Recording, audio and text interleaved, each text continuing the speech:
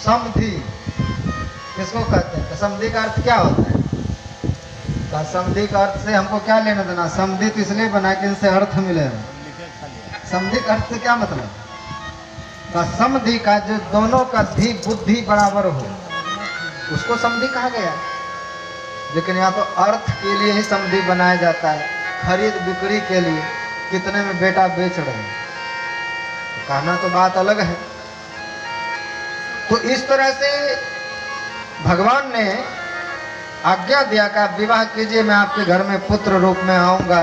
तो कर्दम ऋषि ने स्वीकार कर लेता है तो मैं आपके घर में आपके कहने से मैं विवाह कर लेता हूं। और उधर मनु जी महाराज को जाकर के भगवान ने उपदेश दिया, आदेश दिया कि आप अपने पुत्री देवहूति का विवाह कर्दम ऋषि के साथ कराएं। और कर्दम ऋषि को लेकर के रथ पर आए हैं मनु जी महाराज, और कर्दम ऋषि के साथ विवाह जब कर दिए हैं तो विवाह के पश्चात पुनः कर्दम ऋषि समाधिस्थ में चले जाते हैं। 50 साल तक वो समाधि की अवस्था में चला गया है। और समाधि में जब चले गए हैं तो फिर अकेली देवहूति माता झोपड़ी में रहती है। हजारों चूहे कीट पतंग रहते हैं, और कहाँ राजा रानी की तरह जीने वाली आज झोपड़ी में जी रहे हैं। कोई पूछने वाला नहीं है कब खाए कब पिए, क्योंकि पतिदेव तो परब्रह्म में लीन है। उस अवस्था में, वैसी समाधिस्थ की अवस्था में जब उतरे पुनः शरीर में तो पूछते हैं कि देवी आप कौन है? पहचान भी नहीं पाए, क्योंकि सुख गई थी बिल्कुल। कहा महाराज आपके साथ मेरा विवाह हुआ था। तब याद आया कि आप मनु के पुत्री हैं। का देवी क्या लालसा है? का प्रत्येक स्त्री की लालसा होती है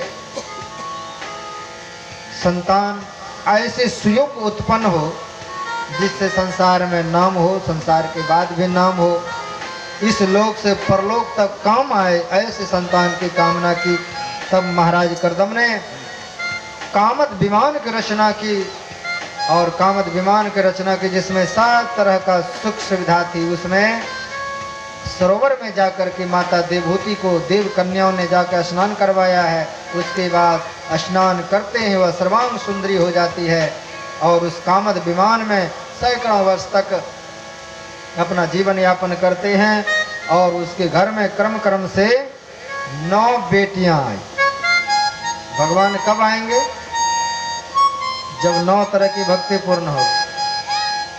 9 बेटियां 9 भक्ति का प्रतीक है। एक एक भक्ति कर्म क्रम से पूरा होता गया, और जब 9 बेटी आ गई तब कर्दम ऋषि ने माता देवहूति से कहते हैं कि देवी हमारा तुम्हारा इस लिए विवाह हुआ था, इस शर्त पर कि एक संतान होगी, फिर मैं ध्यान भजन पर चला जाऊंगा। कहा महाराज एक संतान तो हो, 9 बेटियां हुई, इसका विवाह होगा, फिर मेरा रक्षा कौन करेगा? आप तो भजन करने चले जाएंगे। तब याद आया कर्दम ऋषि को कि भगवान ने हमको आदेश दिया था कि तुम साधन पूर्वक अपना जीवन जियो, मैं तुम्हारे घर में अवतार लूंगा। और वही सर्व सुंदर समय जान करके कर्दम ऋषि और माता देवहूति दोनों ने विचार किया है, और विचार के साथ वह भगवान भी उसके गर्भ में उतरे हैं। और गर्भ में जिस दिन से उतरे हैं तब से वहाँ आनंद और सुख की प्राप्ति हुई है। समय पर भगवान प्रकट लिए हैं, और कपिल देव रूप में। बोलिए कपिल भगवान की। और जब कपिल भगवान उत्पन्न हो गए तब कर्दम ऋषि है ना, इसलिए वो विचार करते हैं कि भगवान चाहे मेरा बेटा ही क्यों ना बन जाए, जब तक ध्यान नहीं करेंगे तो कल्याण नहीं होगा। भगवान को आप बेटा बना लीजिए। दशरथ ने बेटा बनाया राम जी को। दशरथ जी स्वर्ग गए, गिद्ध ने कुछ नहीं किया, गिद्ध जी को भी पिता बना करके स्वर्ग भेज दिया। तो जहाँ पिताजी गए वहीं गिद्ध जी गए, वहीं रावण गए। इसी मंत्र नहीं रहा। कहा भगवान को चाहे आप बेटा बना लीजिए, लेकिन मुक्ति तो तब मिलेगी जब आप भजन करें, क्योंकि बिना भजन का जीवन मुक्ति नहीं मिल सकती। इसीलिए कर्दम ऋषि चले गए भजन करने के लिए। और भजन करने जब गए हैं इधर एक दिन माता देवहूति भगवान के पास गए, पुत्र के पास गए और हाथ जोड़ करके कि कृपा करके आप मेरे गर्भ से तो जन्म लिए, लेकिन हमको ज्ञान दीजिए कि मेरा जीवन इस संसार के जो सबसे बड़े राजा मनु जी हैं उसकी मैं पुत्री हूं, जहाँ किसी चीज की कमी नहीं, कोई भी कमी नहीं थी। और पति भी मिले योग साधन से संपन्न, वहां भी कोई कमी नहीं थी, जहाँ रिद्धि सिद्धि सेवा में लगे रहते थे। फिर भी मेरा जीवन जो है अभी तृष्णा शांत नहीं हुआ है, विषयों से मन नहीं अघाया है। ऐसा लगता है कि कुछ कमी है जो मुझको नहीं मिला है। तम त्वागताहं शरणं शरणं सौभृत्य संसार तरोपकारं। तम त्वागताहं शरणं शरणं सौभृत्य संसार तरोपकारं।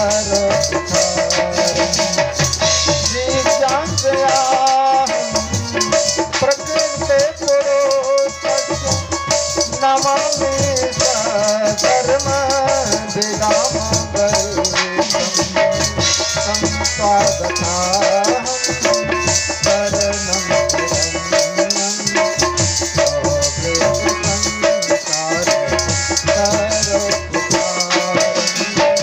मंगल भवन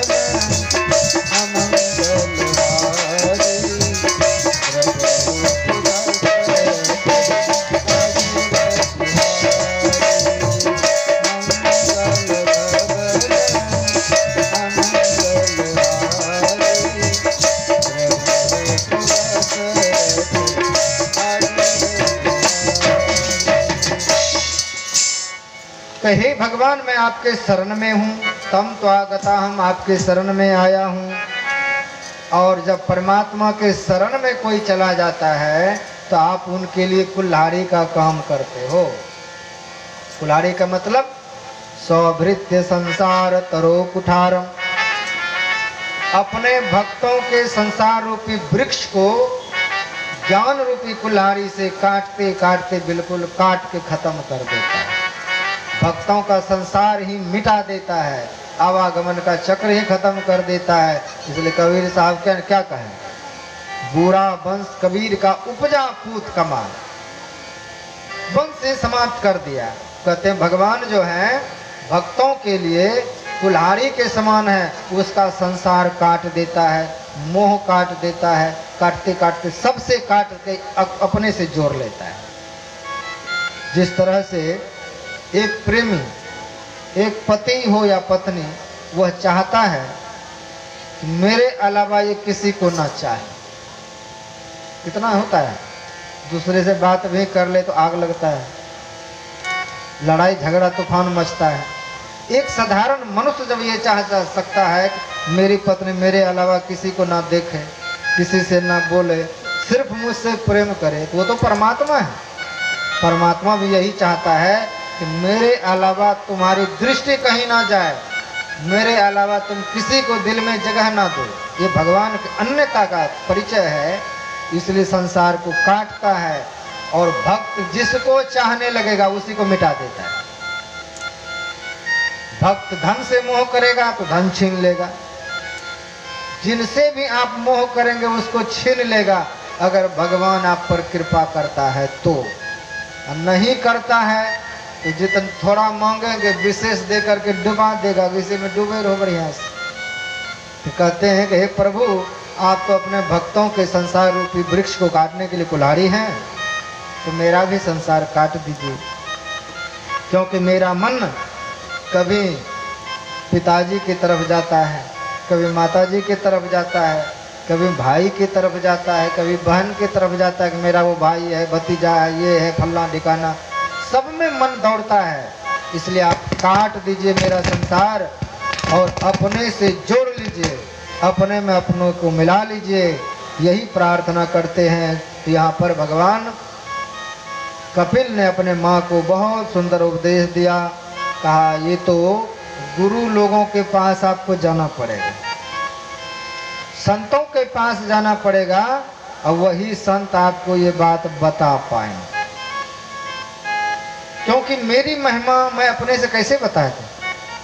इसलिए कल्याण का बात अगर पूछना है माता जी तो आप जाइए संतों के पास।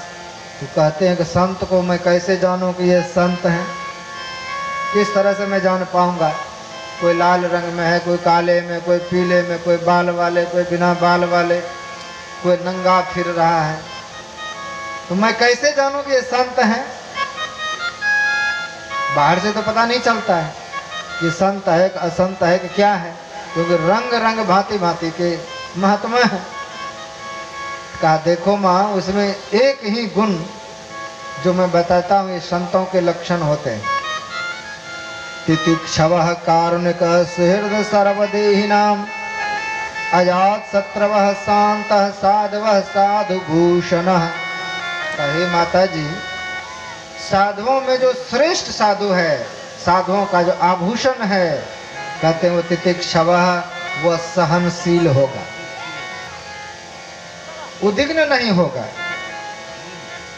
उद्विग्न कौन होता है? उद्विग्न होने वाले का जीवन कैसा है? का जैसे साइकिल का ट्यूब होता है, जैसे ये बल्ब है, किसी ने हवा भरा तो फूल गया, और थोड़ा सा स्विच बा दीजिए, फुस खत्म। कहते आपका किसी ने बड़ाई कर दिया, आप तो फूले नहीं समा रहे, वाह महान है। अब कोई थोड़ा सा अपमान कर दिए, तुरंत गाल मुँह लटका लिए, तुरंत चिंता फिक्र में पड़ गए। कहते इसका जीवन बैलून के तरह होता है, साइकिल के ट्यूब के तरह होते हैं, जो हवा भर दिए तो फूले हुए हैं, थोड़ा स्विच चुभ गया तो बस गए काम। ऐसा जीवन नहीं। तितिक्षवः, जो सहनशील हो, जो सुख भी सह सके, दुख भी सह सके, निंदा भी सह सके, स्तुति भी सह सके, जो हजारों के प्रणाम भी सहते हैं तो हजारों के गालियों भी सहने के लिए तैयार रहे। तितिक्षवः कारुणिकः, का जो सहज रूप में करुणावान हो, किसी भी जीव के लिए करुणा प्रकट हो जाए, इसलिए का संत हृदय नवनीत समाना। संतों का हृदय क्या है? का मक्खन है, जो दूसरे का दुख देख करके पिघले, वह कारुणिकता है। सुहृदः, उसके लिए कोई अपना नहीं, ये मेरा है, ये मेरे रिश्तेदार के हैं, ये मेरे जाति के हैं, ये मेरे पाती के हैं, ऐसा कुछ नहीं। प्रत्येक मानव, जो भी जीव उसके पास आ जाए, सबको लगे कि ये मेरा है, उसको महात्मा कहा कि सुहृद, सबके प्रति बराबर प्रेम जो प्रदान करे उसको सुहृद कहा गया। और सब जीव को लगे कि ये मुझसे ज़्यादा किसी को प्रेम नहीं करते, ऐसा सुहृद। सर्वदेहिनाम, सिर्फ मनुष्य का नहीं, जितने देह धारण करने वाले हैं, चाहे पशु हो, पक्षी हो, कीट हो, पतंग हो। कहते गुरु महाराज जब कुप्पा घाट में थे, वहाँ पर कुत्ता, बिल्ली, चूहा आपस में खेलते थे, कोई एक दूसरे को नहीं काटता छांट करता था। अभी जो गद्दे पर बैठा हुआ है हरिनंदन बाबा, इसने एक दिन देखा कि भंडार में बहुत बोरा तो गेहूं का है, उसमें चूहा सैकड़ों दौड़ रहे हैं। तो वहाँ जो बड़ा बिलाड़ था उसको पकड़ के उसमें बंद कर दिया और गेट लगा दिया कि सबको खा जाएंगे। गेट खोला कुछ देर में तो देखते हैं चूहा को मुंह में लेके खड़ा है, और जैसे गेट खोला दौड़ते हुए कुप्पा घाट के बाहर जाके गेट के बाहर फेंक देता है, फिर आता है, फिर घुसता है बोरा में, फिर चूहा पकड़ता है, गेट के बाहर फेंक जाता है।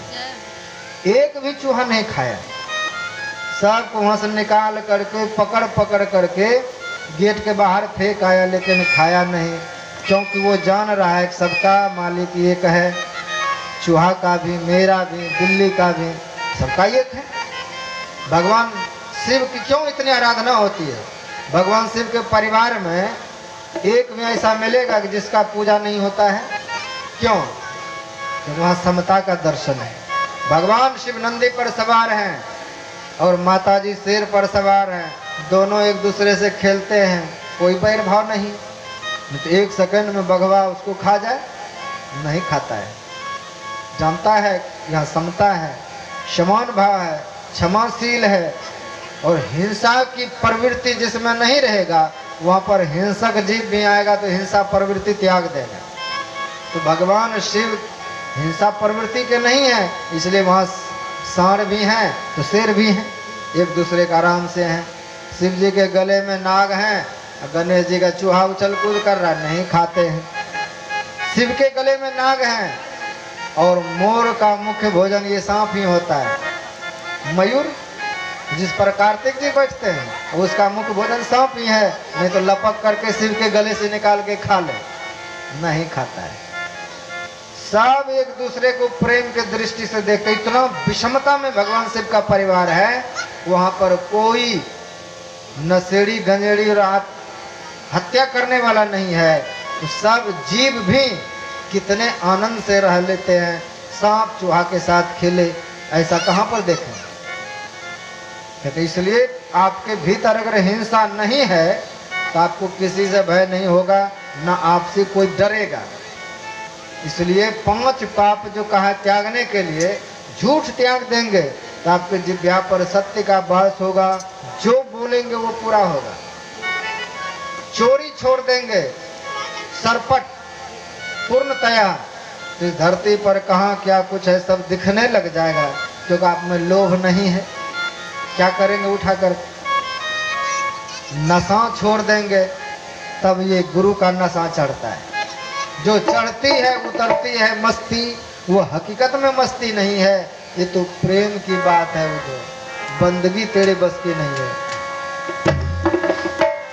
तो ऐसे आगे का प्रसंग जो बता रहा है कि वो जो मस्ती आती है वो गुरु कृपा से आती है। जब सब तरह के मद, इतने मद को रद्द करे तब पावे अनहद, तब वो अनहद उतरता है आपके जीवन में। इसलिए मद को त्यागने से फिर अनहद उतरता है आपके जीवन में।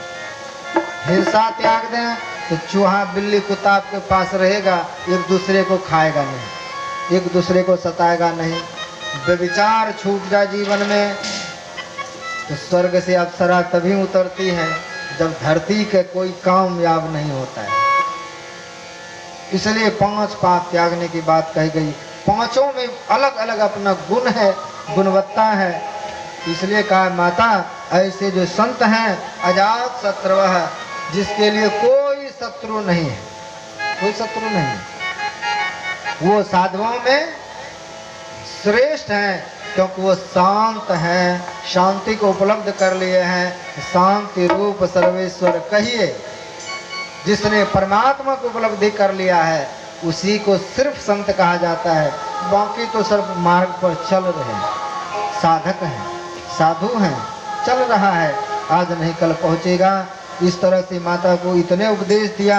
माता ने पूछा कि बताएं यह शरीर कैसे जन्म लेता है, तब बहुत ही विस्तार से बताया कि माता जब स्त्री पुरुष का मिलन होता है तब रज और वीर्य के मिलने से यह शरीर उत्पन्न होता है, और कितने दिन में सिर निकलता है, पैर निकलता है, कैसे कैसे जन्म लेता है, टोटल चीज बताया।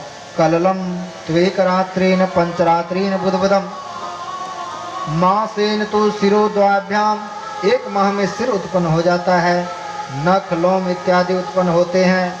चतुर्थ मास में सप्त धातु उत्पन्न हो जाता है इस शरीर में, और 5वें महीने में भूख प्यास लगने लग जाता है, और 6ठे महीने में बालक कुक्षी में भ्रमण करने लग जाता है, और 7वें महीने में फिर वो सब तरह की बात देखने सुनने लग जाता है। माँ के गर्भ में माँ क्या खाती है, क्या पीते हैं, सबका रस वो लेने लग जाता है, और सुख दुख सबका उसको भान होने लग जाता है। तो माँ के गर्भ में जीव की क्या दुर्दशा होती है, इसका यहाँ वर्णन किया। और इस तरह से बालक माँ के गर्भ में रहते हुए अथ 9वें माह से, और 9वें मास जब आता है तो उसको संपूर्ण ज्ञान हो जाता है, मैं कहाँ से आया, किस दुख के कारण आया, कहाँ कहाँ जन्म लिया, सब ज्ञान होता है उस जीव। और जब जन्म लेने का समय आता है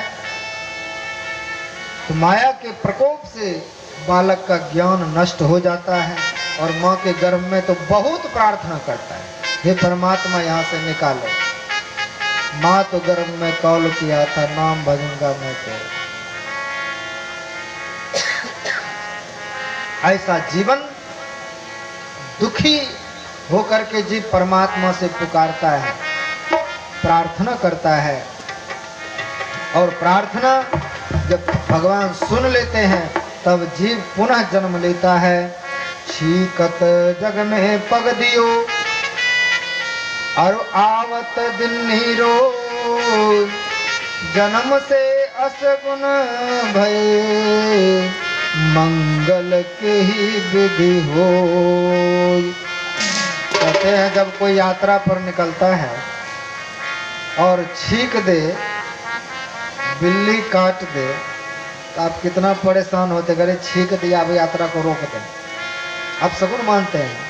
कहते बालक जब जन्म लेता है तो छींकता भी और रोता भी, अपनी ही यात्रा को वो खराब कर लेते हैं। कहते ऐसी हालत में असगुन हो गया है जिसके जन्म के साथ ही, तो मंगल कैसे होगा। और फिर जीवन का दुख, जवानी का दुख, काम दुख, क्रोध दुख, सब दुखी करता है इस जीवन को, और तमाम तरह के दुख होता है। इस जीवन में हमने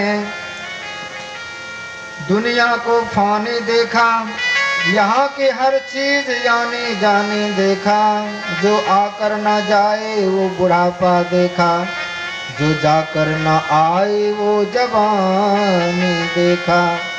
कैसा जीवन है, एक बार बुढ़ापा आएगा तो कभी नहीं जाएगा, और एक बार जवानी चली गई तो फिर ये लौट करके नहीं आएगा। इसलिए कहा इस जवानी में भजन करना चाहिए, अपने जीवन को चेत करके इस जीवन का आनंद लेना चाहिए। इतने सुंदर सुंदर उपदेश दिए हैं कि माता देवहूति सुनते सुनते जैसे बर्फ सूर्य के ताप से पिघल के पानी बन जाता है, उसी तरह भगवान कपिल के सुंदर उपदेश को सुनते सुनते वहीं पर पानी बनकर नारायण तीर्थ में तीर्थ का स्वरूप ले लिया है।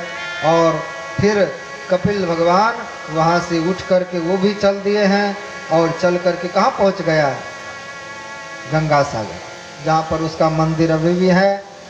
और गंगा सागर में जाकर के वो तपस्या करने लगे, और तपस्या जब करते हैं तो कहते हैं वहीं पर सगर के पुत्र 60,000, इतना तेज था, 60,000 पुत्र उसको जगाने गए, घोड़ा इसने चोरी किया है, और क्रोध से देखा तो वहीं जल करके भस्म हो गए। तो संतों के पास दृष्टि एक ही है, वही भगवान शिव के पास दृष्टि है। क्रोध से देखा, काम को जल करके भस्म हो गया, उसी दृष्टि से देखा तो फिर जीवित हो गया। तो दृष्टि वही है, जब करुणा करके दृष्टि से देखा जाता है तो कल्याण होता है, और क्रोध से देखता है तो अकल्याण हो जाता है।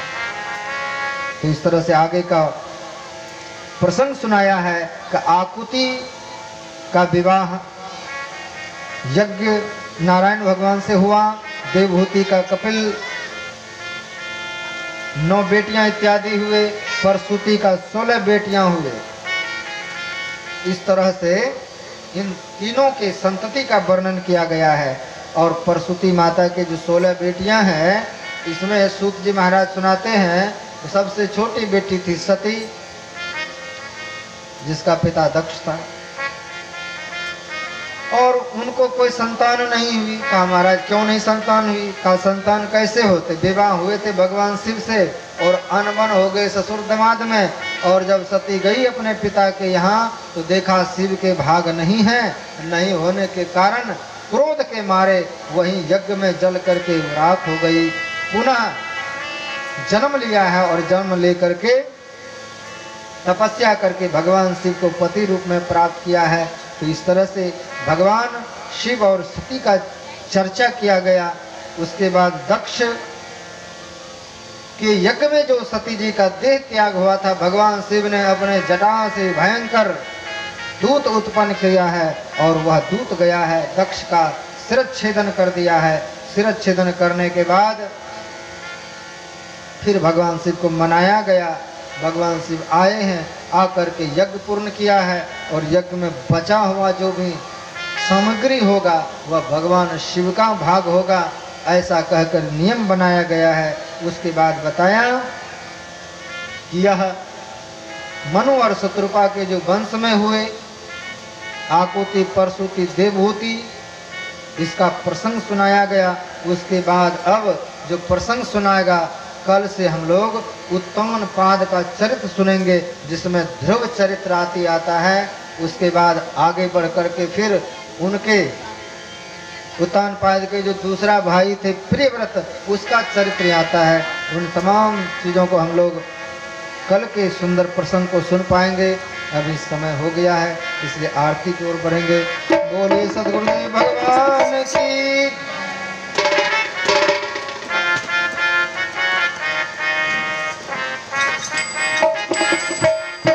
जय है।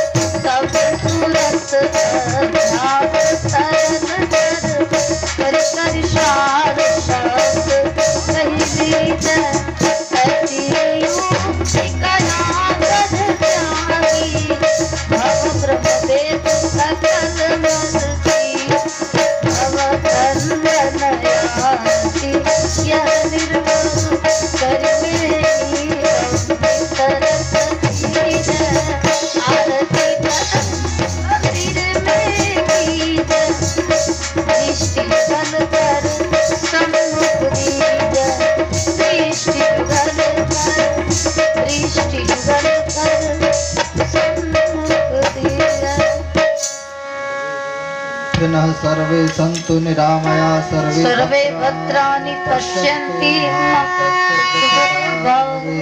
ओम पूर्णमदः पूर्णमिदं पूर्णात् पूर्णमुदच्यते पूर्णस्य पूर्णमादाय पूर्णमेवावशिष्यते। ओम शांति शांति शांति।